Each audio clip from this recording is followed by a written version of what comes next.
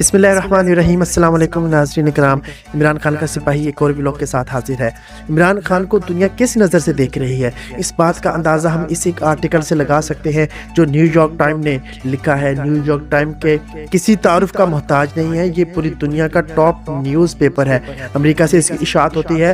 میں آپ کو اردو میں مختصراً پڑھ کے بتاتا ہوں کہ دنیا ہمارے لیڈر کے بارے میں کیا سوچ رکھتی ہے۔ جب آپ سنیں گے تو آپ کو عمران خان کے سپورٹر ہونے پر فخر ہوگا۔ اصل میں ہوا یہ کہ دنیا کو امید ہی نہیں تھی کہ عمران خان اتنی زیادہ پابندیوں کے باوجود اتنے زیادہ ووٹ لے سکتا ہے، لیکن دنیا نے دیکھا کہ عمران خان ہاتھ پاؤں بندھے ہونے کے باوجود لوگوں کو کتنا شعور دے چکا ہے۔ پہلے تھوڑا یہ سنیں کہ عالمی میڈیا عمران خان کے بارے میں کہہ کیا رہا ہے۔ B B C, CNN، Al Jazeera, India today اور دیگر بڑے میڈیا چینل یہ کہہ رہے ہیں کہ پاکستان کی تاریخ میں پہلی بار ایسا ہوا ہے کہ کوئی پارٹی اسٹیبلشمنٹ کی حمایت کے بغیر جیتی ہے۔ نہ صرف حمایت کے بغیر بلکہ اسٹیبلشمنٹ کی سخت مخالفت کے باوجود جیتی ہے۔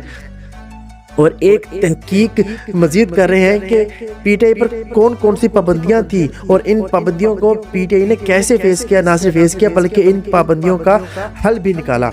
تیسرا، عالمی میڈیا یہ کہہ رہا ہے کہ نواز شریف کو پاکستان کے اندر اور باہر سے بھی بہت بڑی طاقت حاصل تھی اور بہت سی یقین دہانیوں کے بعد نواز شریف پاکستان آیا تھا، لیکن نواز شریف بری طرح رد کر دیا گیا عوام کی طرف سے۔ اس کی وجہ کیا ہے؟ اب تمام دنیا کا میڈیا عمران خان پر لکھ رہا ہے، لیکن میں آپ کو نیو یارک ٹائمز کا آرٹیکل پڑھ کے سناتا ہوں۔ اس میں انہوں نے عمران خان کے عروج و زوال اور پھر عروج پر لکھا۔ وہ لکھتے ہیں، جب پاکستان میں عمران خان کو سینسرشپ کا سامنا کرنا پڑا، یعنی میڈیا پر عمران خان کو پابندی لگا دی گئی کہ وہ نہ آ سکتا ہے، نہ عمران خان کا نام لیا جا سکتا ہے، نہ اس کا جلسہ دکھایا جا سکتا ہے، تو سابق وزیر اعظم عمران خان نے ٹک ٹاک کا سہارا لیا اور اپنی انتخابی مہم چلائی۔ اور ٹک ٹاک ایسا ایک پلیٹ فارم ہے جہاں عمران خان کو چاہنے والے ہمارے چینل کو ضرور سبسکرائب کریں، جو ہر بندہ استعمال کر سکتا ہے، جو چاہے اسکول گیا ہو چاہے نہ گیا ہو۔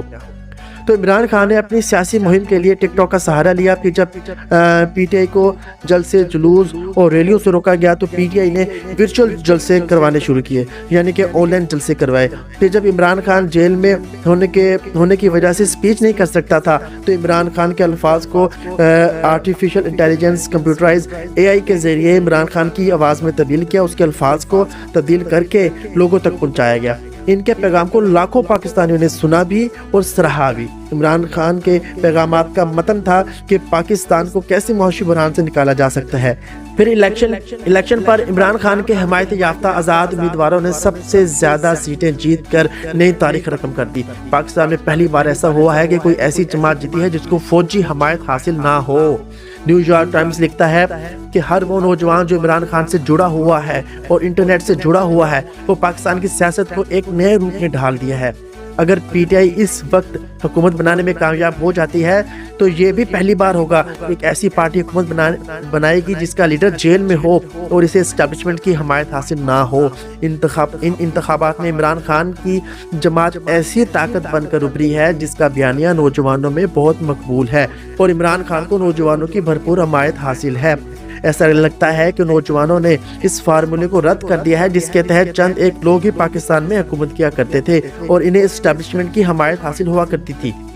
اسٹیبلشمنٹ کی ہم خیال پارٹیاں جو موروثی سیاست کرتی ہیں، انہوں نے ہمیشہ پاکستانی سیاست کو ایک تک دائرے میں رکھا ہے۔ وہ دائرہ ہمیشہ ان کے اور ان کے خاندان کی حد تک محدود ہے۔ نیو یارک ٹائمز لکھتا ہے کہ ان وجوہات کی بنا پر پاکستانی پھولتی ہوئی نوجوان آبادی نے اس نظام سے مایوسی کا اظہار کیا ہے۔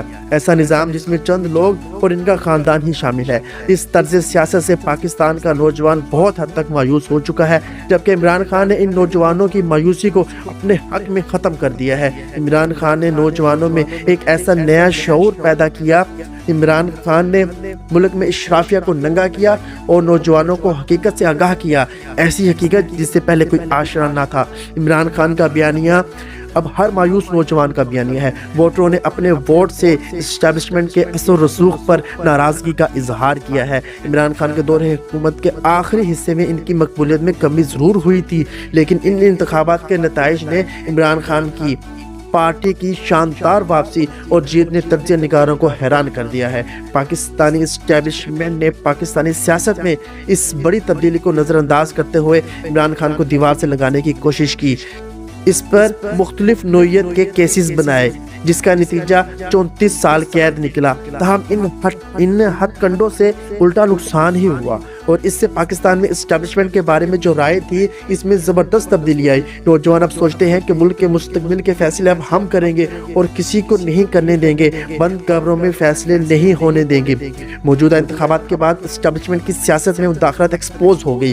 اب پی ٹی آئی کے امیدواروں نے اس دھاندلی زدہ انتخابات کے نتائج کو عدالت میں چیلنج کرنے کا فیصلہ کیا ہے۔ عمران خان کے حامیوں نے انتخابات کے نتائج میں فراڈ کے دعوے کیے اور غصے میں آ کر احتجاج بھی کیے، جس کا سامنا پولیس نے اپنی طاقت سے کیا۔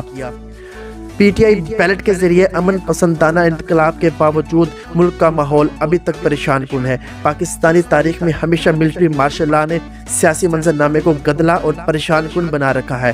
پاکستانی عوام نے ووٹ کے ذریعے موجودہ سیاسی نظام کو مسترد کر دیا ہے، لیکن جمہوریت کا رستہ ابھی بھی دھندلا ہی نظر آ رہا ہے۔ اس آرٹیکل کے آخر میں ایک سوال پوچھا گیا کہ اب اہم سوال یہ ہے کہ سیاسی جماعتیں جمہوری اصولوں کو برقرار رکھیں گی یا پھر غیر جمہوری رویے ہی ملک کا مقدر بنے رہیں گے۔ ناظرین، اب وقت آ گیا ہے کہ ہم جمہوری رویوں کو طاقت دیں اور غیر جمہوری رویوں کو ملک سے ختم کریں۔ اللہ عمران خان کا حامی و ناصر ہو۔